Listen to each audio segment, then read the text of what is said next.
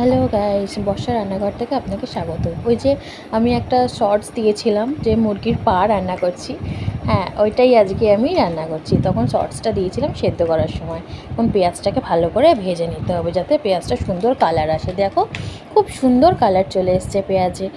পেঁয়াজটাকে ভালো করে কষিয়ে তেলের মধ্যে ভালো করে কষাতে হবে, মানে তেলের মধ্যে একটু ভালো করে ভাজতে হবে ভালো করে, যাতে লালচে লালচে ভাব একটু চলে আসে লাল। তারপরে ভাজা হয়ে গেলে ওর মধ্যে আদা রসুনের পেস্ট দিয়ে একটু জল, সামান্য একটু জল দিয়ে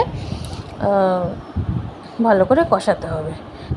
কিছুক্ষণ কষানোর পর দেখো কি সুন্দর একটা কালার চলে এসছে। ওর মধ্যে আমি হলুদ আর একটু লঙ্কার গুঁড়ো দিয়েছি, একটু নুন দিয়েছি। এবার নুনটা মাপ মতো না দিলে কিন্তু কালার, কিন্তু যতই তুমি কালার দাও কালার কিন্তু আসবে না। নুনটা তোমাকে মাপ মতো দিতেই হবে। নুন যদি ছাড়া করো তাহলে কিন্তু দেখবে কালার সাদা সাদা কীরকম একটা বাজে। দেখো মুরগির পাগুলো এবার দিয়ে দিয়েছি, তো ওইগুলোকে ভালো করে সেদ্ধ করে নিয়েছিলাম। সেদ্ধ করে নিয়ে নোকটাকে ছাড়িয়ে বা চামড়াটাকে ছাড়িয়ে ওটাকে ভালো করে ধুয়ে নিয়ে কষানোর মধ্যে দিয়ে দিলাম।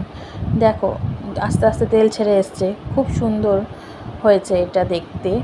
তোমরাও বানিও, কারণ আমি বানিয়েছি, আমি খেলে আমি বুঝতে পারো, তোমরা তো বুঝতে পারো। তোমরা বানিয়ে খেও আর কমেন্ট করো। টাটা।